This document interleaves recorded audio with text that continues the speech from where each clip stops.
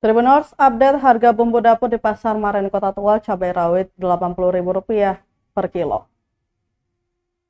Harga sejumlah bumbu dapur di Pasar Maren Kota Tegal terpantau stabil dari pekan lalu. Pantauan tribunambun.com Rabu 23 Oktober 2024, suasana pasar nampak ramai dengan aktivitas jual beli dan tawar-menawar. Puluhan kendaraan juga nampak hilir mudik melewati lorong sempit pasar yang sementara direnovasi tersebut. Sementara harga cabai rawit lokal masih tetap berada di angka Rp80.000 per kilo sama dengan pekan lalu.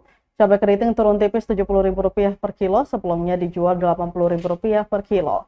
Untuk tomat apel diproduksi petani lokal masih dibanderol dengan harga Rp10.000 per kilo, sedangkan untuk bawang merah dan bawang putih kompak berada di harga Rp35.000 per kilo. Salah satu pedagang Dewi mengatakan jika ada kenaikan pasti pemicunya hanya karena kurang pasokan saja.